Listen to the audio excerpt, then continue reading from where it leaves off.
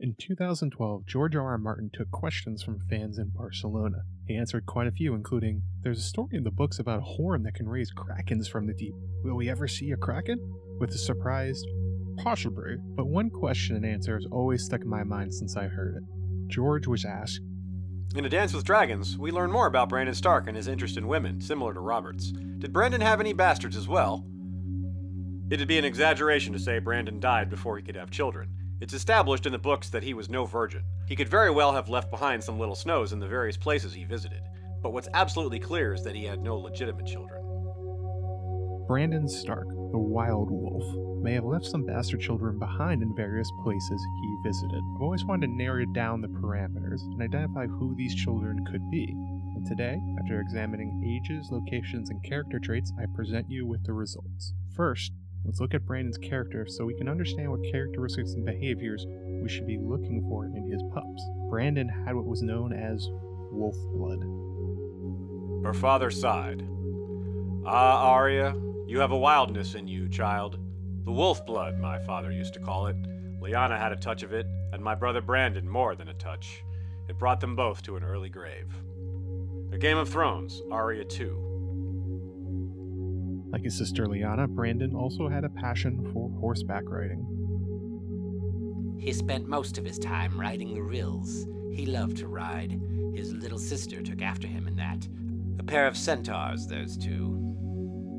A Dance with Dragons, the Turncloak. You can imagine them riding as fast as they could across the north, hair streaming in the wind.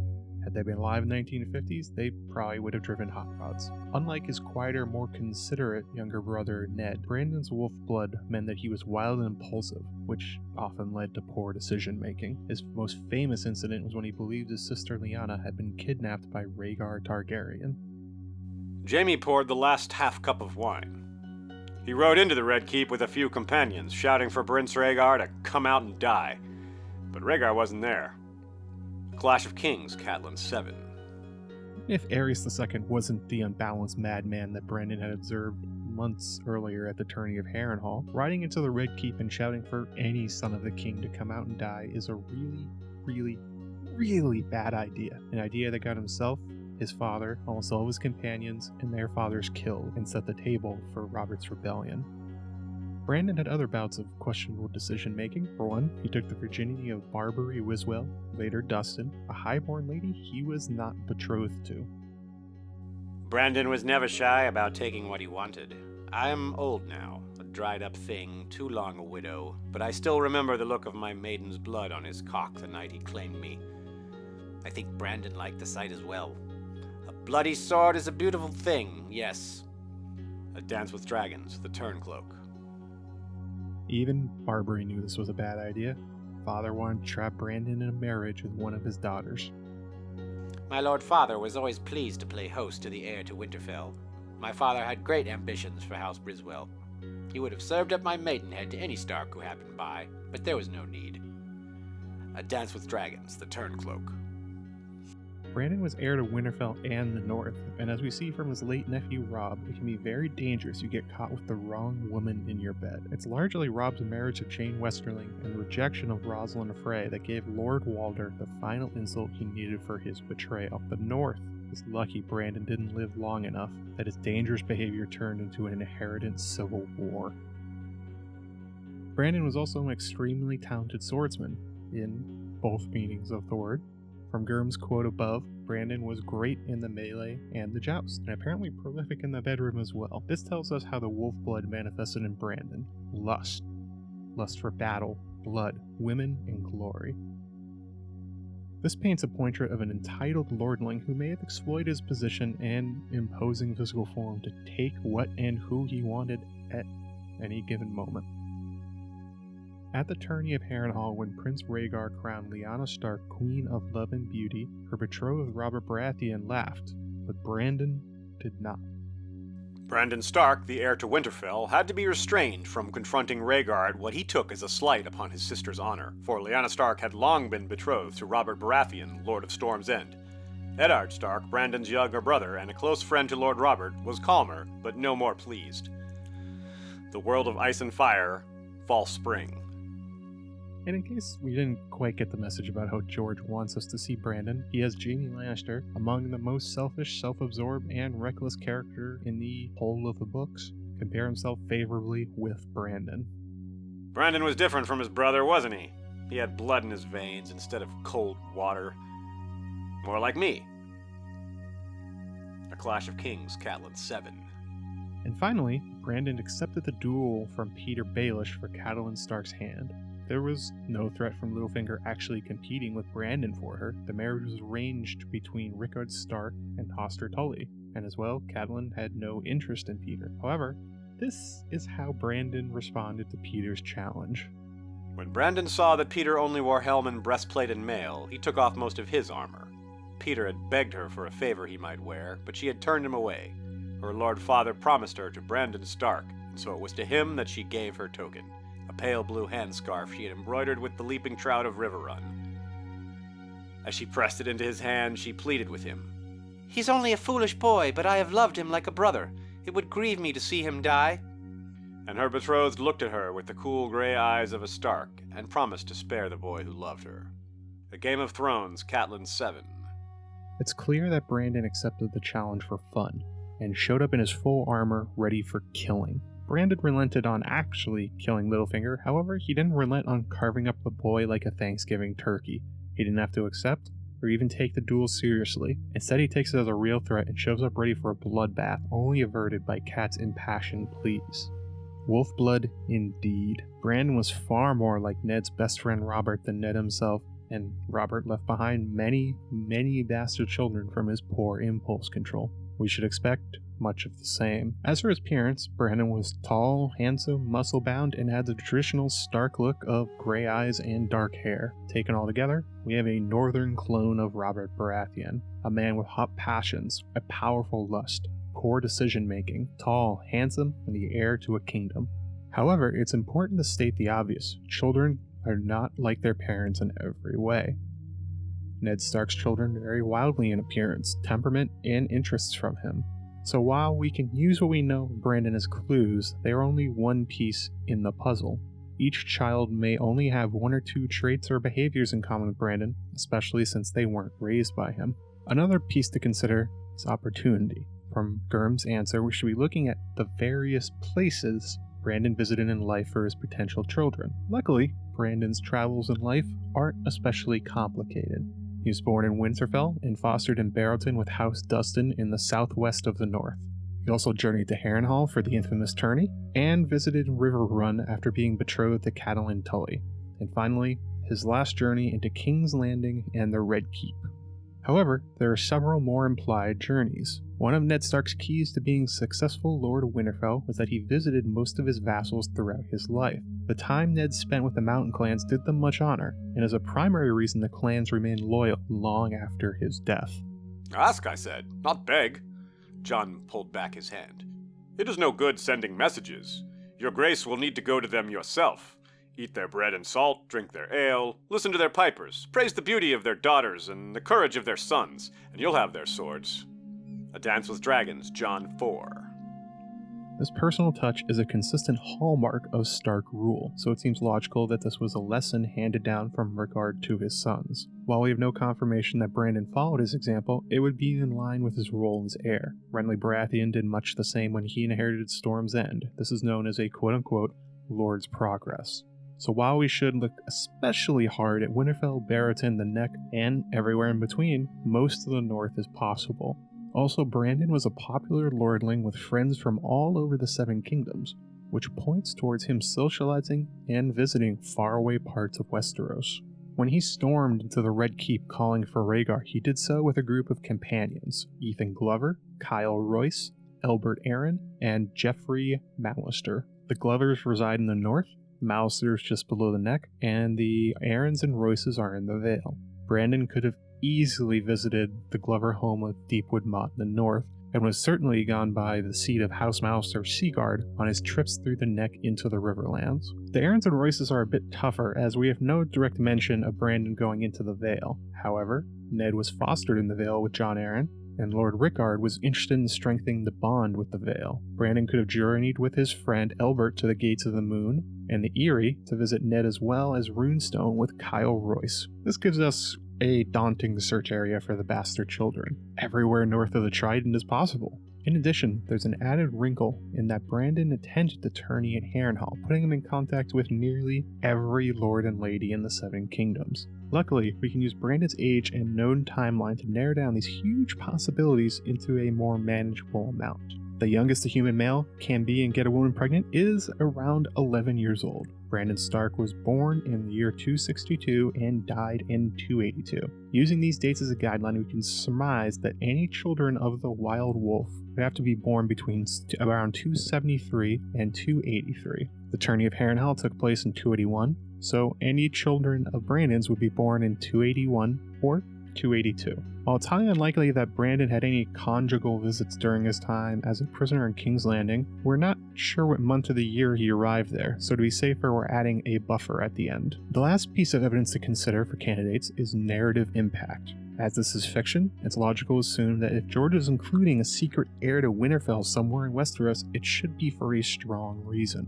For example, explaining some odd character traits, adding new layers into a narrative or arc, or giving you something to look for on a reread. With the exception of magical surprises like Melisandre and her shadow baby, George usually does not include twists or mysteries that don't have foreshadowing. So, without further ado, let's look at some potential wild wolves. Harwin. Starting Winterfell, there's one person with maybe the right age and behaviors that have any connection with Brandon. That would be Harwin, son of Hullin, the horse master of Winterfell. Harwin tells Arya that he remembers hearing a scandalous rumor about her father. I'm not afraid, she said.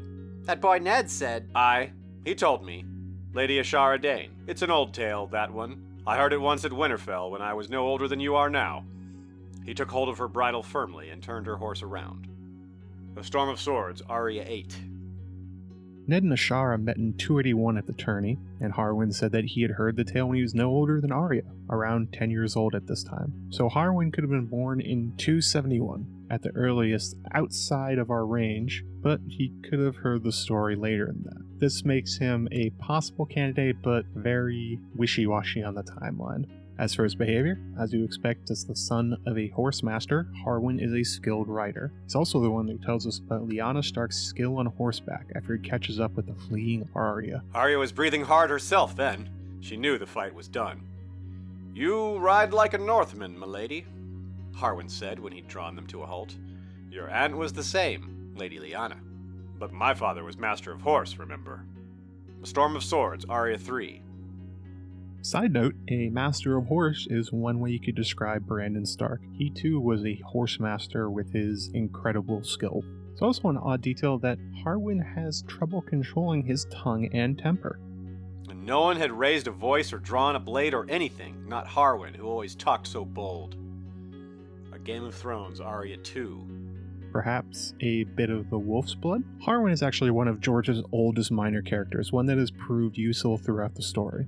He was one of the household guards present when the Starks find the direwolves. When Arya is with the Brotherhood without banners, Harwin cares for her as an older brother or uncle would, much like Brandon intended with Lyanna after she was kidnapped. He even reappears at Lady Stoneheart's side with a thirst for vengeance. But despite this, I have to give Harwin a doubtful.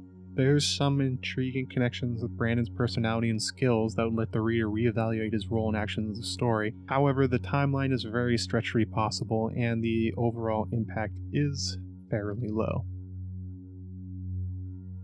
Patrek Mallister. From Brandon's party, we have the Mallisters of Seaguard. Geoffrey Mallister was executed alongside Brandon's other companions as they charged into the Red Keep. Patrek Mallister is the heir to Seaguard and the son of Lord Jason Mallister. We don't really have any idea for Patrek's age exactly. The only clue we get is that he gets along well with Edmure Tully and Theon Greyjoy, implying he is on the younger side. Brandon likely would have stopped by Seaguard on his way to Riverrun, especially with having a friend in Joffrey to host him. Both are uncertain though. We have no physical description of Patrek either. The main connection is that Patrek has an impulsive streak and has made fast friends in a way very reminiscent of Brandon. It had been the same with the Mallisters, his companions on the ride from Riverrun to Seaguard. Patrek Mallister was not too ill a fellow. They shared a taste for wenches, wine, and hawking. They had a laugh over that as they raced ahead to an amorous young miller's wife that Patrek knew. A clash of kings, Theon won. In addition, Patrek served Robb Stark in his personal Guard of 30. This group of mostly younger nobles were part of Robb's vanguards and key forces during battles. That Patrek would volunteer for a dangerous and honorable role in the Northern Army again smacks of something Brandon probably would have done given the chance. Ultimately though, Patrek Mallister is a low-impact character who we as readers barely know. His important impacts thus far have been getting captured at the Red Wedding, and then being used as the hostage for Jason Mallister to surrender Seaguard. He has some connections with Brandon, but the uncertainty of his age, appearance, and lack of impact for being a secret Stark makes me doubtful he is the son of Brandon Stark. We would need to see more from him in the coming books. Domeric Bolton. Staying near the north, the next possible bastard could be the deceased heir to the Dreadfort, Domeric Bolton. Domeric was born approximately between 279 and 281, working nicely. Domeric's mother was Lady Bethany of House Riswell, sister to Barbary Dustin. As established above, Brandon often visited the Riswell home during his fostering in Barrowton for Bethany's sister Barbary. With Brandon's love of quote-unquote bloody swords, there's ample reason to suspect he could have been visiting both sisters. As with Harwin, there's little canon description of what Domeric looked like, and what we are told is not especially promising. Domeric, a quiet boy, but most accomplished. He served 4 years as Lady Dustin's page, and 3 in the Vale as a squire to Lord Redfort. He played the high harp, read histories. Brandon was decidedly more in the jock camp than a high harp-playing, book-reading, sensitive young man like Domeric. The next part, however, almost leaps off the page. And rode like the wind. Horses. The boy was mad for horses, Lady Dustin will tell you. Not even Lord Rickard's daughter could outrace him, and that one was half a horse herself. Redfort said he showed great promise in the lists. A great jouster must be a great horseman first. A Dance with Dragons, Reek 3. An intense passion and skill for horse riding, and a rising star in the jousting ring, all shared talents with Brandon Stark. George again includes a reference of Lyanna Stark's talents with horses, thus making an explicit connection between a Stark and Domeric for the reader. Very few characters are linked with Lyanna, and Domeric is one. We're also told that Lady Dustin was very fond of Domeric. She was fond of my late son, and suspects you of having some part in his demise. Lady Barbary is a woman who knows how to nurse a grievance. A Dance with Dragons, Reek 3. It's been well established that Lady Dustin loved the late Brandon Stark and hoped that she would be his bride.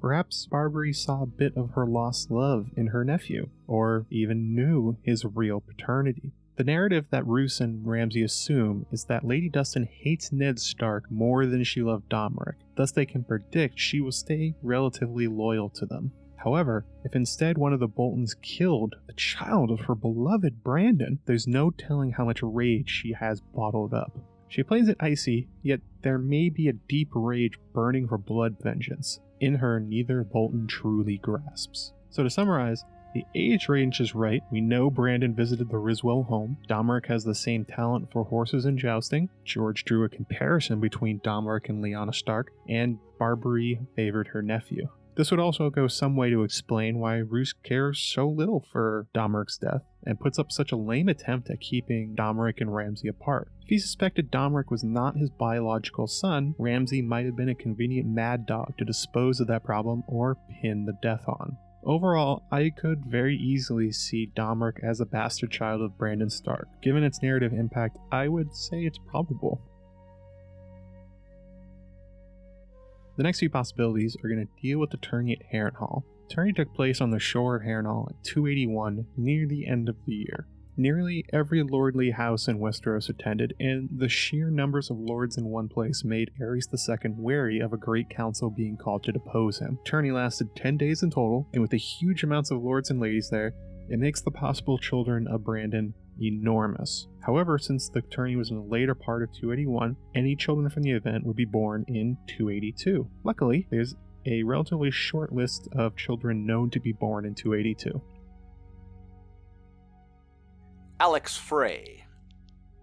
Alex is a minor character. Her only appearance was at the Red Wedding, where Lord Walder seats her next to Robb at the feast to taunt him, as he had previously turned her down as his wife. She is the daughter of Simon Frey and Betharios of Bravos. Catelyn thinks of her as one of the more attractive Frey girls. There's not much to go on here. I'm only really including her as an example of a negative outcome. We have no confirmations her parents were even at the tourney. She has nothing in common with Brandon Stark. She and her parents are very minor characters. She doesn't do much in her limited screen time, and being a secret Stark would be a pure twist with no narrative impact. She could be the bastard of Brandon, but so what? These are the sort of conclusions and mind blows that should be avoided in theories. Amerei Frey.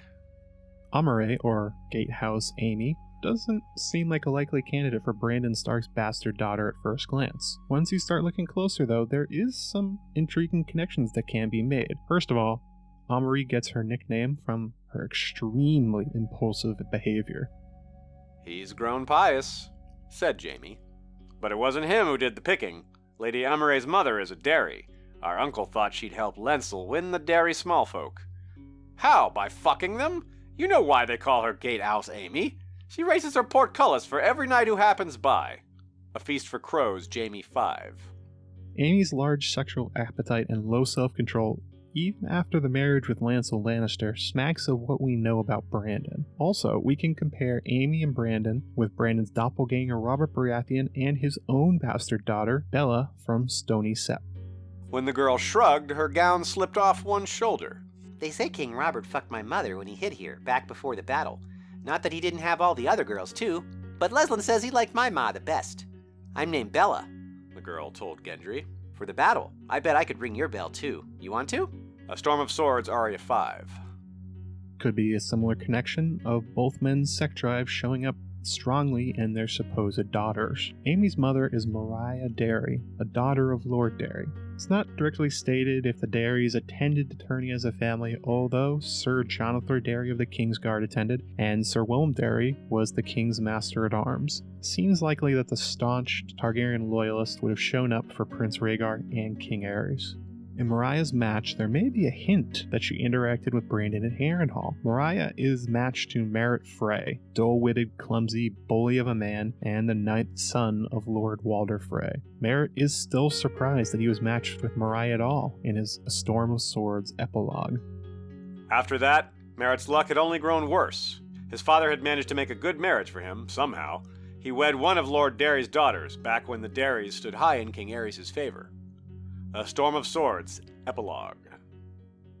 I share Merritt's confusion at his marriage. Merritt fought the Kingswood Brotherhood alongside Jaime Lannister in the Kingsguard. Although, as an inverse of Jaime's glory, Merritt is sent home in disgrace. Merritt caught pox from a sex worker, was captured by Wenda the White Fawn, who branded her sigil right on his butt, had to be ransomed, and then clobbered over the head by a mace. And yet, Merritt returns home and, before the rebellion, is rewarded with a marriage to a daughter of one of the most influential lords in the kingdom. How? Well, perhaps Brandon Stark had romance and impregnated Myranda Derry at the tourney, and Lord Derry quickly found a match for her before anyone noticed. In this fictional society, a woman not being a maiden is an issue for marriage pacts. Being pregnant is much worse. What may have happened is that Lord Derry was looking for someone who would overlook his daughter's run-in with the Wild Wolf, and the opportunistic Lord Walder made a deal with one of his extra heirs. The stupid, drunken, disgraced Merritt fits the bill perfectly for both sides as a convenient highborn groom and patsy. Unfortunately, Amy has blonde hair and brown eyes. This is a major strike against her being related to the Starks with their normally dark features. As for narrative impact, Gatehouse Amy would be fairly low. It'd be a neat side note on her character and would line up as a parallel for Bella from Stony Sept. Unlike Alex, Amy is more present in the plot as a character. Quote-unquote father Merritt was the POV for A Storm of Swords epilogue. Her sister Fat Walda is married to Lord of the Dreadfort Roose Bolton as a part of the Red Wedding, and Amy's murdered younger brother Lil Walder was Ramsay Bolton's squire. George has a definite above-average interest in the family of Amerei Frey. Despite this, I would say it's doubtful that Amy is Brandon's daughter. There's little hard evidence and is mostly built on conjecture with a lacking narrative payoff. Loras Tyrell. Now stay with me here. I know this sounds crazy. Loras Tyrell, the Knight of Flowers, paragon of House Tyrell, actually a secret Stark? His identity is wrapped up in the Rose of Highgarden and his family. However, when you look past his armor and reputation, there's quite a lot connecting Loras with Brandon Stark. Just on appearance, Loras has brown hair and brown eyes, which works just fine as the child of the brown hair, gray-eyed Brandon. He's also considered very handsome, has a great talent with swords and jousting, and is an accomplished horseback rider. As with Alex and Amy, Loras was born in 282, which puts him right in the time range for a pregnancy starting at the Tourney. And we know for certain that Mace Tyrell attended the Tourney. The Storm Lord was on hand, and the Rose Lord as well. A Storm of Swords, Brand 2. Mace's wife, Amerei Hightower, is also closer to Brandon's age than her husband and is noted to be fairly attractive. Sansa recognized only Lord Tyrell's tall, dignified wife, Lady Amerei, whose long silvery braid was bound with jeweled rings. Marjorie performed the other introductions. A Storm of Swords, Sansa 1. It's very likely that Amerei would have attended the Tourney. Her marriage with Mace is almost assuredly a political one, as it binds together the two greatest houses in the Reach. Before this, the Tyrells' only rivals in the Reach were the Hightowers. Perhaps Amerei, married to the oafish Mace, had her head turned by the heir to Winterfell's good looks and skills in the Tourney. For Loras himself, there is one trait that he and Brandon Stark share in spades: lack of self-control. In the Hands Tourney, Loras rides a mare in heat so that the mountain's horse can't concentrate. This is nearly a fatal mistake, as the enraged mountain attacks. Only the quick action of Sandor Clegane saves Loras from an early grave. Later, when Hand of the King, Ned Stark commands that the mountain must be killed, Loras volunteers for the job. Littlefinger spells out the likely outcome. Littlefinger chuckled. Sir Loras, if we send you off alone, Sir Gregor will send us back your head with a plum stuffed in that pretty mouth of yours. The mountain is not the sort to bend his neck to any man's justice. A Game of Thrones, Eddard 11. In addition, Loras volunteers to lead Renly's vanguard against Stannis at Storm's End, and then, right after Renly's death, Loras snaps in a rage. It said the Knight of Flowers went mad when he saw his king's body and slew 3 of Renly's guards in his wrath, among them Aemon Kai and Waymar Royce. A Clash of Kings, Tyrion 8. Loras' plot is littered with rash, impulsive, almost wild decisions that get him deeper and deeper in trouble, almost exactly like we see from Brandon's plotline. As was remarked once about Brandon, Loras is a gallant fool. Loras gets manipulated to join the Kingsguard, leads the foolhardy and costly assault on Dragonstone so that he can fight for Marjorie in her trial. He's about one step away from charging into the throne room with a red keep and shouting for Cersei to come out and die. The strength of Loras' case is the large amount of character beats and traits that he shares with Brandon Stark. You could say among the characters outlined so far, no one exemplifies the wild blood more than Sir Loras. The narrative impact, though, is a bit weak. Being a child of Brandon Stark would explain a bit about Loras' hot streak in a family of growing strong style schemers. Also, an avoided accidental incest when he was betrothed briefly with Sansa Stark. Other than those, Loras' story is about his identity as a Tyrell versus his own vanity and impulsiveness. Brandon doesn't really improve that arc, although the connections and time frame do fit. In the end, I give Loras a strong maybe. Could just be another headstrong lordling with low self-control. You don't need Brandon Stark to be like that. His lack of impact on the Stark plot going forwards is also not a great sign, but if you wanted to imagine how Brandon acted in life, Loras is a great example. Ashara Dayne's child. Last up from the tourney, we have the unnamed, only rumored child of Ashara Dayne. Ashara and Brandon have the strongest evidence they knew each other of all the possible mothers. They were actually seen together, no need for any guesswork. The Krennic men saw a maid with laughing purple eyes dance with a white sword, a red snake, and the Lord of Griffins, and lastly with the Quiet Wolf, but only after the Wild Wolf spoke to her on behalf of a brother too shy to leave his bench. A Storm of Swords, Brand 2. Brandon, on behalf of Shy Ned, spoke with Ashara, securing a dance for his star-struck brother. It's important at this point that you take notice that Brandon did not actually dance with Ashara, he only spoke with her. Keep that in mind as we read the quote from Ashara's #1 fan, Sir Barristan Selmy. But Ashara's daughter had been stillborn, and his fair lady had thrown herself from a tower soon after, mad with grief for the child she had lost, and perhaps for the man who had dishonored her at Harrenhal as well. She died never knowing that Sir Barristan had loved her. How could she? He was a knight of the Kingsguard, sworn to celibacy. No good could have come from telling her his feelings. No good came from silence either. If I had unhorsed Rhaegar and crowned Ashara love of Queen and Beauty, might she have looked to me instead of Stark? A Dance with Dragons, the Queen's Hand. Barristan implies here that someone had sex with her at Harrenhal, and that they were Stark. Given Brandon was at the Tourney and well known for his wolf's blood, many people jump to the conclusion that Brandon did the deed. How could honorable Ned Stark dishonor someone? That'd be unlike him, of course. He can't even ask Ashara himself for a dance. How is he getting her into his tent? In addition, there's the detail that Ned Stark gave Howland Reed a spot in his tent for the Tourney. The Quiet Wolf had offered the little Crannogman a place in his tent that night. A Storm of Swords brand 2. If Ned was in his tent that night, then he couldn't have been with Ashara. Case closed. Except this happened the first night of the Tourney. It went another 9 days afterwards, and at night in a tent is not the only possible location of a young romance. All the hints in the story point towards Ned being the father of Ashara's supposed daughter. Even the rest of the kingdom agrees, including the aforementioned Harwin. When Ned met this Dornish lady, his brother Brandon was still alive, and it was him betrothed to Lady Catelyn, so there's no stain on your father's honor. There's not like a tourney to make the blood run hot, so maybe some words were whispered in a tent of a night, who can say? Words or kisses, maybe more, but where's the harm in that? Spring had come, or so they thought, and neither of them was pledged. A Storm of Swords, Arya 8. Long-winded way of saying no. I don't believe that Brandon is the father of Ashara's child, if there ever was one. Waymar Royce. Waymar is supposedly the third son of Bronze Jon Royce, Lord of Runestone. Coincidentally, when Brandon stormed into the Red Keep, one of his companions was Kyle Royce. Fortunately, the Royce family tree is incomplete. However, we know one thing. Kyle was not one of Jon's children. Let's surmise for now that Kyle lived in or around Runestone, being north of Goldtown in the Vale. And that may be how we get Waymar Stark. Waymar was born in 278 or 279 in the right time frame at Runestone.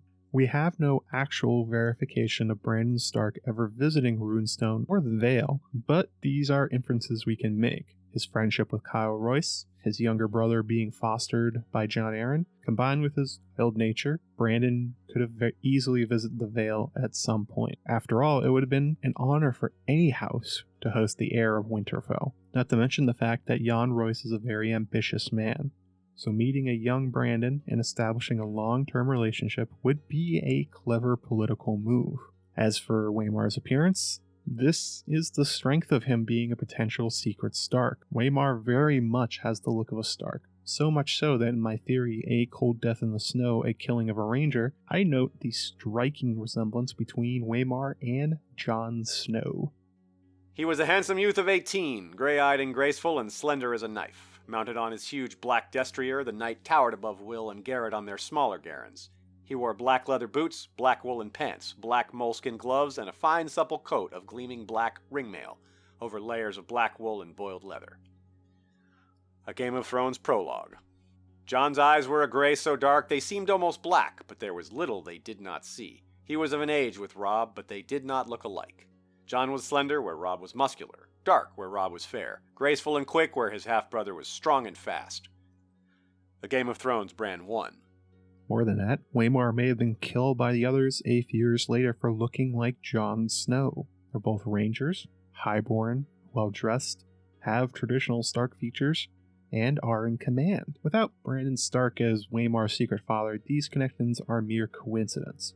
With those Stark genes, the other attack on Waymar makes far more sense. The others may have been correct in targeting a gray-eyed Stark bastard in the Night's Watch. They just got the wrong one. In addition, Waymar has a bit of that wild streak in him. When the ranging party comes upon the frozen raiders, Garrett and Will want to leave as soon as they can, sensing that they're in over their heads. Waymar, however, marches forward when faced with the possibility of finding an ancient evil from beyond the wall. Weeping, Will said, frowning. He saw it clear enough now that the lordling had pointed it out. They couldn't have froze. Not if the wall was weeping. It wasn't cold enough. Royce nodded. Right, lad. We've had a few light frosts this past week, and a quick flurry of snow now and then, but surely no cold fierce enough to kill 8 grown men. Men clad in fur and leather, let me remind you, with shelter near at hand and the means of making fire. The knight's smile was cocksure. Will, lead us there. I would see these dead men for myself. A Game of Thrones prologue. A child of Brandon Stark would relish the chance of hunting down and crossing swords with the long-forgotten others. And, like Brandon, Waymar shows impressive skill with a sword and bravery in the face of death. Although his fellow rangers had no idea Waymar had it in him, the sudden reveal of Waymar's bravery is a dramatic example of connections with Brandon. Sir Waymar met him bravely. Dance with me, then. He lifted his sword high over his head, defiant. His hands trembled from the weight of it, or perhaps from the cold. Yet in that moment, Will thought, he was a boy no longer, but a man of the Night's Watch. Again and again the swords met until Will wanted to cover his ears against the strange, anguished keening of their clash. Sir Waymar was panting from the effort now, his breath steaming in the moonlight. His blade was white with frost, the other's danced with pale blue light. A Game of Thrones prologue. The foolishness to walk into an ambush, hoping that you'd find the others, and then facing them down one-on-one in a duel sounds eerily like Brandon. Waymar's foolishness of charging into a deadly situation hoping for a fight is exactly what we see in the Red Keep. Instead of facing down the fire of dragons, though, Waymar confronts icy demons beyond the wall. Going further, Waymar is personally escorted by Jan Royce when he leaves home for the wall. However, the Royces take an odd path in reaching Castle Black. From Runestone, the fastest way north is taking a ship from Gulltown to Eastwatch. Instead, the Royces ride up by horse on the King's Road and stop in Winterfell. Sansa recalls meeting the handsome Waymar. Bronze Jan knows me, She reminded him. He was a guest at Winterfell when his son rode north to take the Black.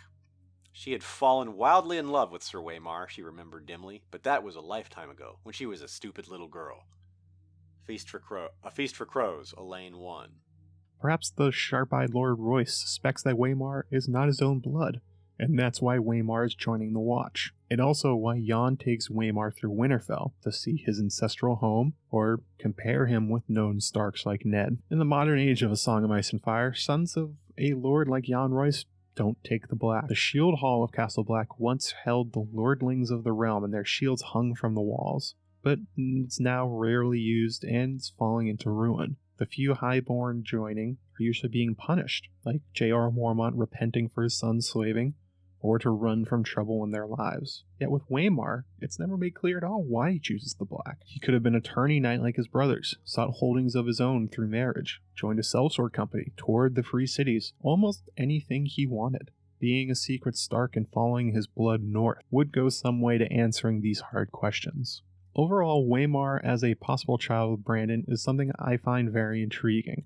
His parallels with Jon are enhanced and deepened elegantly by our author. Rather than drastically changing Waymar's character, being a Stark bastard explains the confusing and uncertain parts of the character. The age range works quite well with Brandon, as do the connections between Brandon and Waymar's appearances and personalities. Waymar even shares the gray eyes of the Starks and Brandon. The major drawback, though, is that we have no information anywhere that Brandon actually visited Runestone or had an encounter with Bronze Jan's wife. Inference and guesses are not proof, rather speculation. Given the strength of the rest of the connections, I could very easily see Waymar being Brandon's son, but with the big caveat that relies on guesswork. Myranda Royce. From one Royce to another, we go from Runestone to the Gates of the Moon, and the daughter of Lord Nestor Royce, Myranda. Randa, as she is known, was born around 279 in the Vale. Possibilities for Waymar work equally well for Myranda. As well as visiting Runestone, Brandon could have visited the Eyrie, which is only accessible by the Gates of the Moon, which is where Nestor served as keeper. As with Waymar, the year of Miranda's birth lines up comfortably within the age range. Myranda shares a couple traits with Brandon. For one thing, she has a healthy sexual appetite, similar to Brandon. She accidentally killed her first husband while they were having sex in their marriage bed. She gave a sigh. I do need another husband. I had one once, but I killed him. You did? Elaine said, shocked. Oh, yes. He died on top of me. In me, if truth be told. You do know what goes on in a marriage bed, I hope? A Feast for Crows, Elaine. In The Winds of Winter, Myranda comments on her need of a younger, fitter husband this time around. Myranda stopped to gaze across the yard at the knights and their practice. Now there's the very sort of husband I need. A few feet away, 2 knights were fighting with blunted practice swords. Their blades crashed together twice, then slipped past each other only to be blocked by upraised shields. But the bigger man gave ground at the impact. The Winds of Winter, Elaine won. Myranda also has the brown hair common to the Starks, but that's about where the similarities end. Myranda is clever in calculating where Brandon was lacking in self-control and planning. She prefers thinking her way through situations versus Brandon's preferred sword-first strategy. Myranda is far closer in personality to someone like Varys or Olenna than her hypothetical father. Myranda and Gatehouse Amy suffer as possible bastard children because we know so little about Brandon on a day-to-day level. Perhaps Randa's intelligent probing of Elaine and information gathering is something Brandon often did, but we'll never know, as Brandon's exploits are in largely male gender role activities. For Ned, we see him at court and interacting on a more personal level, and we can use those interactions for comparing him with Sansa and Arya. No such luck with Brandon. In general, the lack of characterization for female bastards is a running problem. We really only have Bella, Mia Stone, and the Sand Snakes as templates from George. In the end, it doesn't add up to a very convincing case. Hair color, sexuality, her friendship with the bastard Baratheon Mia, and the possibility that Brandon could have been there isn't really enough. Myranda being Brandon's daughter doesn't add much for her character or those around her. Waymar's connections with Jon, his visiting Winterfell, Sansa's crush on him, his execution by the others are events that are made more clear by being a secret Stark. Myranda does not really benefit as a character, nor does her arc. Interesting, but not really a possibility I can get behind. Harrold Hardyng. We have one last stop in the Vale, and the last person on our list, and that is for Sansa's betrothed, Harrold Hardyng, aka Harry the Heir. Harry is handsome, muscular, a jock, a jerk, impulsive, has little self-control, skilled with a sword and lance, and pushy with women. Despite his blonde hair and blue eyes, you'd be hard-pressed to find a character that more resembles Brandon Stark in character, personality, and physical gifts than Harry. Harry is only 18 or 19, and he has already fathered 2 bastards on 2 different women in the Vale. I have heard that you are about to be a father. It was not something most girls would say to their almost betrothed, but she wanted to see if Sir Harrold would lie. For the second time, my daughter Alice is 2 years old. Your bastard daughter, Alice, Elaine thought, but what she said was, That one had a different mother, though. Yes, Sissy was a pretty thing when I tumbled her, but childbirth left her as fat as a cow, so Lady Anya arranged for her to marry one of her men-at-arms. It's different with Saffron. The Winds of Winter, Elaine won.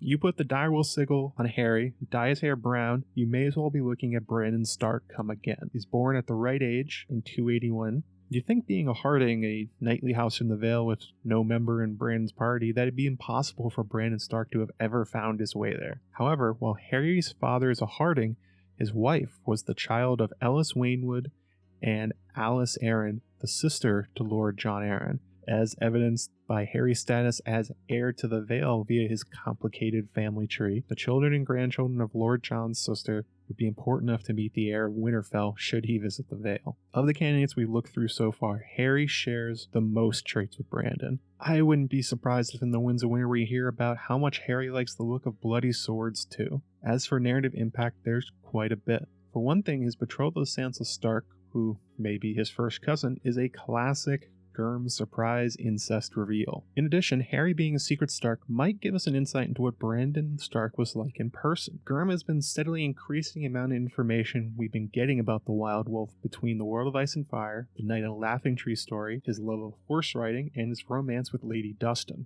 George obviously considers Brandon Stark an important character with a pivotal role in his story, and a character like Harry is the perfect way of letting us see the long-dead Brandon alive. Bring him out of the flashbacks and plop Brandon right down in the story disguised with blonde hair, blue eyes, and an unimpressive family name. But you make him exactly like Brandon, even make him the heir to a kingdom, and then have him run into Sansa Stark, a Sansa that is in disguise as a girl from the Vale, no less. 2 Starks in disguise. With its inner traits and outward behavior, I would say Harry is tied with Loras in my mind for being the most like Brandon Stark among the possibilities. He's the same hot-tempered, wolf-blooded, lordling jerk that has to be restrained when Rhaegar named Lyanna his Queen of Love and Beauty. That situation may even be repeated as Harry and Sansa are at a tourney in the Winds of Winter. If someone other than Harry names Sansa their Queen of Love and Beauty, I'd be watching what Harry does. It's certain to be Brandon-esque. The brown-haired, gray-eyed Brandon Stark producing a blonde, blue-eyed son would be abnormal but not unprecedented. Even when the Targaryens took dark-haired, dark-eyed spouses, sometimes the children would still pop out purple-eyed with platinum blonde hair. The age works for being a child of Brandon, although like Waymar and Myranda, Brandon never being mentioned visiting the Vale conclusively hurts Harry a bit. The narrative impact is impressive though, especially as we see him getting more and more screen time in Sansa's arc in the Winds of Winter. I would give Harry a strong maybe. It's something I hope for, and it would certainly explain quite a bit about Harry and give us an excellent insight into Brandon Stark, but the logistics are fairly tough to get over.